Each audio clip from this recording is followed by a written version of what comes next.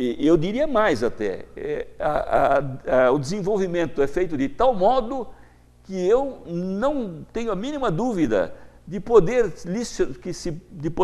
selecionar o curso de Teoria dos Números num curso universitário de graduação a partir desses três primeiros livros, os chamados livros aritméticos, o 7º, o 8º e o 9º. Os três últimos livros, o 11, o 12 e o 13, varrem a geometria espacial. Então, nós temos a geometria plana, os 6 primeiros livros, a geometria no espaço, a geometria sólida, a estereometria, os 3 últimos livros e um conjunto de livros que dizem respeito à teoria dos números, a aritmética. Aritmética, que em grego significa exatamente teoria dos números. É o aritmos, número, e techné, que é a arte de, técnica de, o conhecimento de, a ciência de. Então, é a teoria dos números. Portanto, os elementos de Euclides não tratam só da geometria, eles tratam os elementos de toda a parte correspondente à matemática, que eu chamaria de matemática elementar, a geometria elementar no sentido de ser a geometria da régua e do compasso, a régua usada só para traçar retas e o compasso usado só para traçar círculos, sem fazer uso de nenhum instrumento, tipo quadratriz ou coisas que o valham, para não sairmos do que eu estou chamando de matemática, de geometria elementar. Então, os elementos do Euclides, mais uma vez, representam uma síntese praticamente de toda a parte elementar de matemática concebida pelos gregos. Como eu disse, primeiro livro diz respeito aos fundamentos da geometria plana, porque aí estão as definições importantes e os postulados. O segundo livro, eu diria que trata da geometria do retângulo.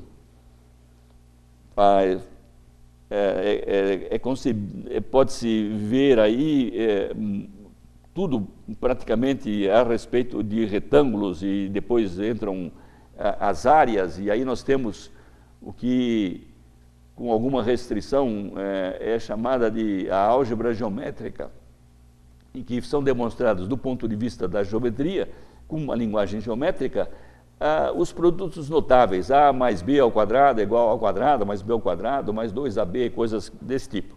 Mas, de qualquer modo, o livro segundo é a geometria do retângulo. O livro terceiro, ele introduz o círculo, é a geometria do círculo.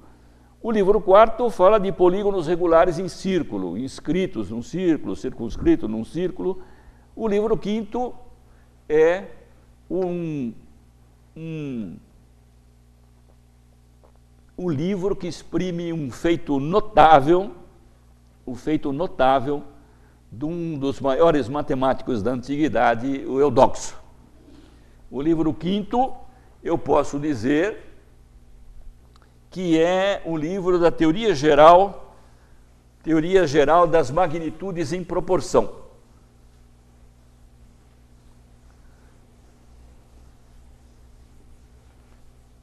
É um feito devido exclusivamente ao grande matemático Eudoxo, um matemático que por algum tempo frequentou a Academia Platônica.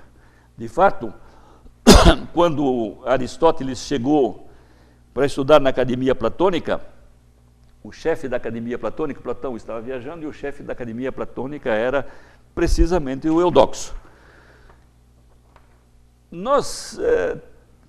Havia antes do trabalho do Eudoxo, era conhecida a teoria das proporções criadas pelos pitagóricos, e que levou ao primeiro grande impasse nos fundamentos da matemática. Por os pitagóricos, tudo era número. Portanto, duas grandezas quaisquer eram sempre comparáveis, e a comparação dela podia ser expressa por um número.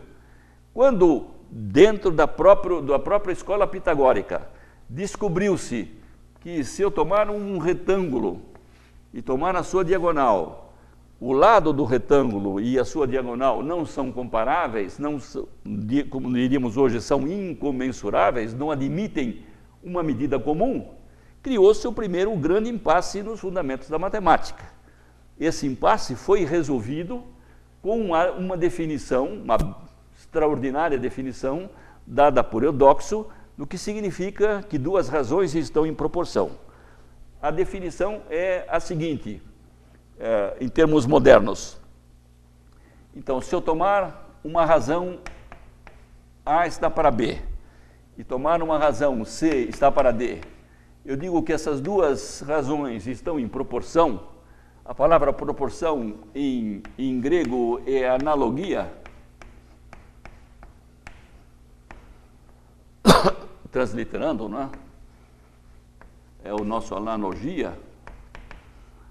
Eu digo que essas duas razões estão em proporção se quaisquer que forem os números inteiros positivos. Quaisquer que forem os números inteiros positivos, M e N, ou NA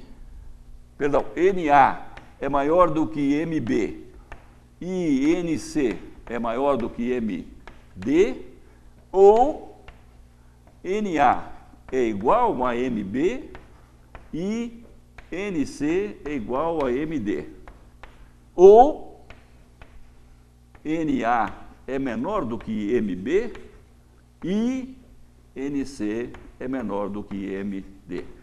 Caso aconteça qualquer uma dessas três coisas, eu digo que aquelas duas razões estão em proporção. Esse tipo de definição de proporção vale quer as grandezas envolvidas sejam ou não sejam comensuráveis. Vamos dar um salto para o século XIX. Primeiro vamos dar uma passada na nossa matemática atual para ter um retrato disso no século XIX, ou no final do século XIX. Veja o seguinte, vamos supor que as duas grandezas dadas, A e B, não sejam comensuráveis, sejam incomensuráveis.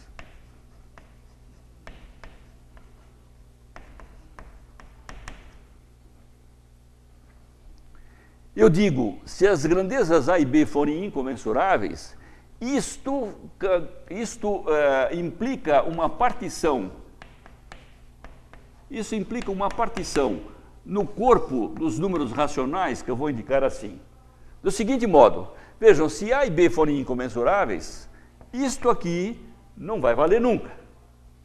Porque se isto valesse, A sobre B seria M sobre N. Portanto, comensurável, M e N inteiros, M sobre N racional. Então, vale este vamos chamar de 1, 2, 3. Então, o 2 não vai valer nunca, vale 1 ou vale 3. Então, eu digo que se essas grandezas forem incomensuráveis, eu tenho uma partição do conjunto Q em dois conjuntos disjuntos, um conjunto L e um conjunto U. O conjunto L em que vão estar os números N sobre M, que satisfazem a primeira condição. Ou seja, M sobre N maior do que A sobre B, da primeira condição. N para baixo, né? A sobre B. Menor, né? Não, isso, menor. Então, M... Vamos pegar, para deixar direitinho esse negócio aqui. É menor. E o conjunto U, que satisfaz os M sobre N, que satisfazem a terceira condição. Agora sim, A sobre B é menor do que M sobre N. Ora, mas modernamente, quando o conjunto dos números racionais tem uma partição, ou seja, se é dividido entre dois conjuntos, não vazios, disjuntos, eu vou indicar a união assim, a união disjunta. Esse tipo de partição é chamado hoje um corte de Dedekind. Richard Dedekind, no final do século passado, do século retrasado, do século XIX, definiu precisamente os números reais como cortes no corpo dos números racionais. Ou seja, parece que a inspiração do Dedekind encontra apoio, não é? Teve o seu apoio no conhecimento que ele tinha, com certeza, da obra do Eudoxo sobre as proporções como expostas no livro 5º dos Elementos do Euclides. Um outro livro de destaque é o livro 12,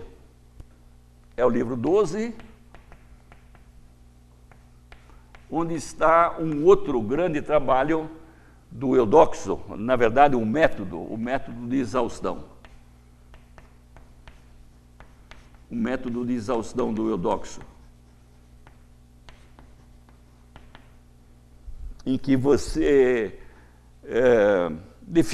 você encontra áreas e volumes de corpos desconhecidos, exaurindo tais áreas ou tais volumes por áreas e volumes de corpos conhecidos. Bom, mas continuando a descrição dos elementos, no livro 4º, no livro 5º é isso, o livro das magnitudes. O livro 6º eu aplico a semelhança dada pelas proporções à geometria, então eu tenho a geometria plana das figuras semelhantes. O livro 7º pode ser dito que é um livro da aritmética básica. O livro 8º contém a teoria dos números em proporção continuada. O livro 9º continua os números em proporções continuadas, fala da teoria dos números pares e ímpares e mais, da teoria dos números perfeitos, aqueles que são números tais que ele é igual à soma dos seus divisores, diferente dele mesmo, evidentemente. O livro 10 é o livro mais complicado, é o livro mais extenso dos elementos e o livro mais complicado. Eu posso dizer que ele é caracterizado por estuda segmentos de linhas incomensuráveis. O livro 11 faz os fundamentos da geometria sólida. O livro 12 trata de áreas e volumes, e aí que aparece então o método de exaustão do Eudoxo. E aqui deve-se dizer o seguinte: porque os gregos tinham a falta da noção de limite, todas as vezes que eu aplico o método do Eudoxo, e que eu passaria modernamente por um limite, o grego faz com dupla recorrência à redução por absurdo. Ele quer mostrar que uma certa área ou um certo volume é igual a um certo outro. Ele mostra que um não pode ser maior do que o outro primeiro, e depois que ele não pode ser menor também. Não pode ser maior, não pode ser menor, tem que ser igual. É uma dupla recorrência à redução por absurdo. E o livro 13, o livro que conclui os elementos, trata dos chamados sólidos platônicos, que são os poliedros regulares, os 5 poliedros regulares. Aliás, Próclus, no seu famoso comentário ao primeiro livro dos elementos de Euclides, nesse livro do Próclus, antes dos comentários propriamente ditos, ele escreve um imenso prólogo que se costuma dividir em 2 partes. Uma parte que faz a história da matemática em geral, outra parte a história da geometria em particular. E ele, Próclus, um neoplatônico, tenta puxar, evidentemente, o Euclides para a escola platônica. Ele diz que o Euclides teria estudado com discípulos da escola platônica e que o objetivo todo dos elementos era estudar, no 13º livro, não é? Estudar os sólidos platônicos.